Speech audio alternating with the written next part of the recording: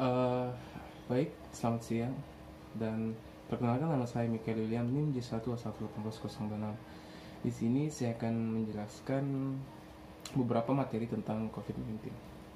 Oke, yang pertama itu definisi COVID-19 dan manfaat rapid test.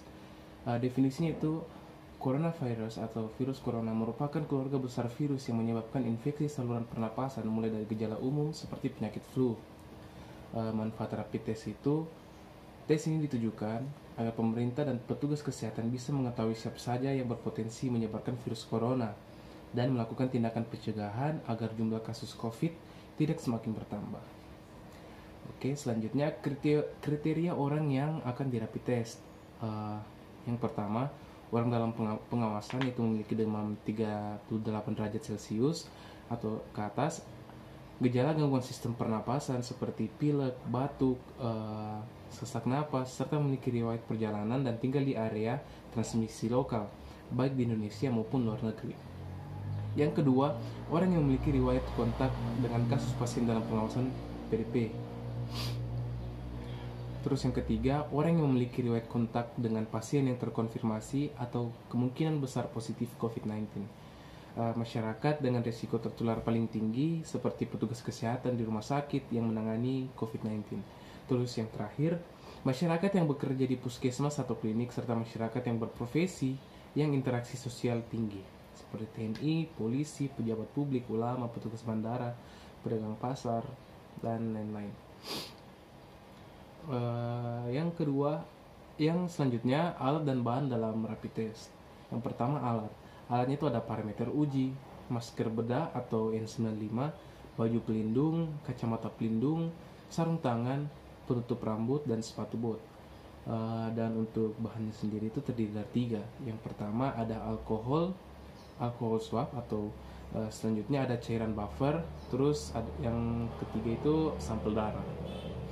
Oke, selanjutnya pelaksanaan pemeriksaan COVID. Yang pertama, diusap ujung jari pasien dengan kapas alkohol yang juga termasuk dalam paket alat rapid test. Kemudian, sampel darah akan diambil dari ujung jari dengan jarum lencet sekali pakai. Selanjutnya, disiapkan plat strip untuk identifikasi keberadaan antigen dalam darah. Darah sebanyak 10 mikroliter ditetesi pada plat strip lalu dicampur 2 tetes larutan penyangga.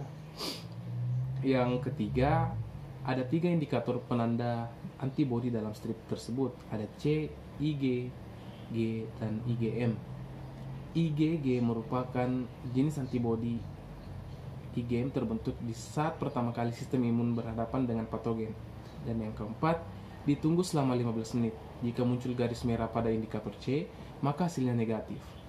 Sedangkan hasil positif jika garis merah muncul dalam satu dari informasi berikut. Mungkin dapat dilihat. Selanjutnya, hasil pemeriksaan dari rapid test. Yang pertama, hasil deteksi antibodi reaktif atau positif. Hasil deteksi antibodi dikatakan reaktif atau positif apabila salah satu atau kedua antibodi dalam IgM atau IgG menunjukkan hasil reaktif. Ini menandakan bahwa pasien mengalami infeksi tertentu. Jangan langsung panik jika hasil tes Anda positif. Pasalnya, antibodi yang diperiksa dalam rapid test ini bisa saja muncul karena virus corona jenis lain dan bukan COVID-19. Dan yang kedua, hasil deteksi antibodi non-reaktif atau negatif. Hasil deteksi antibodi dikatakan non-reaktif bila kedua antibodi IgG dan IgM menunjukkan hasil non-reaktif. Ini berarti pasien tidak sedang mengalami infeksi.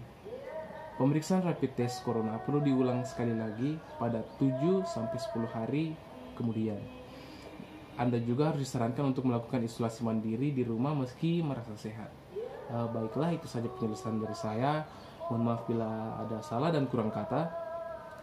Selamat siang dan terima kasih.